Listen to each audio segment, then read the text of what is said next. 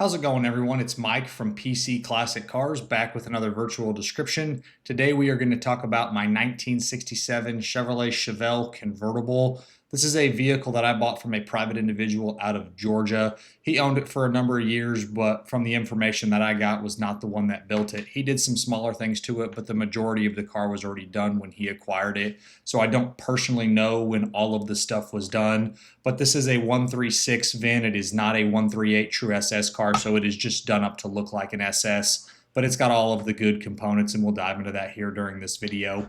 The driveline that's in it, it has obviously a non-original, but a great running 396 big block. Runs great, has an aftermarket intake as well as an Edelbrock carburetor. Sorry, I can't talk this morning. So 396 runs great, more of a stock style motor than anything. It is backed by the Muncie 4-speed manual transmission. Clutch feels good, goes down the road really, really nice. Some of your other mechanical options, you do have power front disc brakes. The rear brakes still are drums. It is a manual steering car, but it's not hard to drive. 12-bolt rear end, and then on your ignition setup, you do have an HEI ignition. You do also have some aftermarket suspension components, like new upper control arms. They're tubular in the front, and then a front and rear lowering spring. It's a 1-inch lowering spring in the front and a 2-inch lowering spring in the rear. New shocks and springs all the way around. The drivability is great, goes down the road really nice. Forgot to touch on the exhaust. You do have a stock style set of manifolds and then a full aftermarket dual exhaust with a turbo style muffler, so it's not terribly loud, and then you have full tailpipes. Take a look at my test drive video. I'll be driving the car about 10 minutes long. I'll dive more into the mechanical stuff in that section, or in that video, excuse me. But a very, very fun Chevelle convertible. On my does it work section, it does have a few smaller things not working. The little voltage light, the amperage light is not working. The speedometer, reverse lights, horn, and radio are not working. The other smaller things is the blower motor for the heater is not coming on. And then a couple other really little things like the driver's side turn signal indicator on the inside, the little green bulb, along with the license plate light. There's no assembly there for that.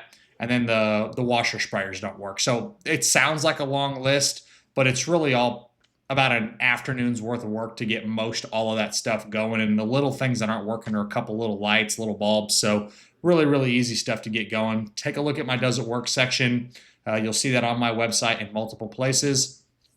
At the end of the photo set, you'll see a screenshot of the does it work section.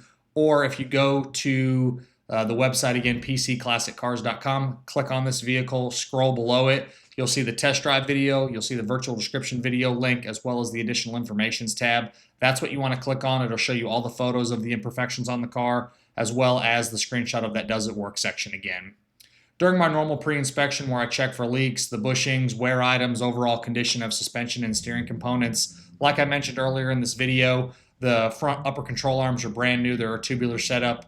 You do have new springs and shocks all the way around. It is lowered.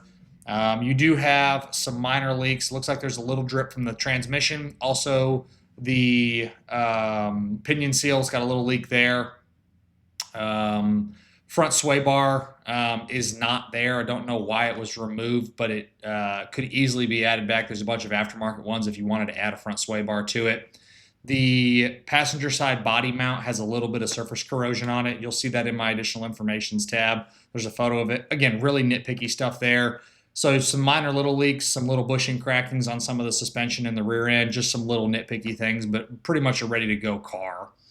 On the exterior, this was a color change. Originally, it was code Y2. It is now repainted in a really nice blue. There's a couple little door dings. There's like a little ding on the bottom corner of the passenger door as well on the quarter panel.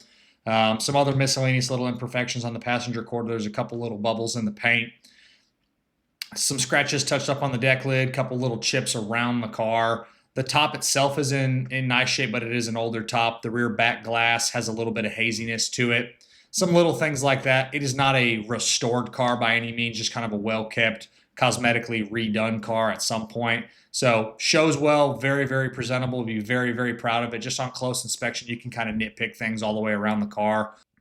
On the wheels and tires, you have a brand new set of 17-inch American Racing Torque Thrust wheels. You have a Nitto NT 555 tire. It's a 235/45 and a 255 45 tire in the rear. Again, they're brand new. They don't have any miles on them.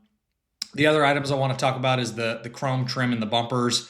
Some of the trim around the car could be original. It's got a few little dings and some little pitting in some areas.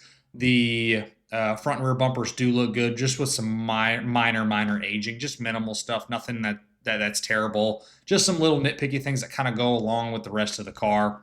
On the interior, it is a very nice black interior. 763 is the code for black interior. This has a stock style set of bucket seats, center console, floor shifter. It does have a really nice gauge set in it. You do have an audio box, AM, FM stereo with a 2-gauge pod under the dash, which is oil and water temperature. The interior is very nice. There's no cracks in the dash, no seam splits. Carpet, door panels, floor mats, all that shows great. Inside the trunk is also very nice. Really on the interior, outside of the sun visor showing a little bit of age, and same thing with the steering wheel, that's really about it to nitpick on the interior. Overall, it shows really well. On my engine bay, again, stock style engine bay. Outside of the aftermarket Edelbrock carburetor and the aluminum intake plus the HEI ignition, it shows like a stock engine bay, firewall, inner fenders, radiator, core support, all that stuff checks out good. So no real issues in the engine bay. When you pop the hood, it shows very well. The underneath is a very solid car, and that's what I love about it most. Is convertibles tend to obviously get more rust than regular cars, but the floors show great. Frame rails are very nice. There is some factory undercoating, and it's showing a little bit of age in some areas on the undercoating, but it's very minor. The rear suspension looks good. Front suspension we talked about earlier in the video. We did talk about the front sway bar being removed. I would go back with the front sway bar if it was mine to keep. Just little things there. There's tons of different things you can do with it, but you're not fighting rust battles on the underneath. Outside of that minor little spot on the rear body mount that'll have a photo of it. It's just a nitpicky thing there. But it shows great on the bottom side. Overall, this is a great Chevelle convertible. It's a lot of fun that it's a big block. Love that it's a 4-speed, super solid underneath. It's got a heck of a look to it with the wheels and tires. I would personally go ahead and add an aftermarket AC system to it. Fix a couple of the smaller things that are not working, but that's just personal preference for me. It's a really good looking car, and it's hard for me to buy a 66 or a 67 Chevelle with a big block and a 4-speed in it. That's not crazy expensive. And this kind of fits into that category as a great car to hop in and drive and be very proud of. So as always, I appreciate y'all stopping in to watch another one of my virtual descriptions. Make sure you check out the test drive video along with the additional informations tab on my website, pcclassiccars.com. I'll catch you guys on the next video and hope you have a great rest of your day and a nice weekend.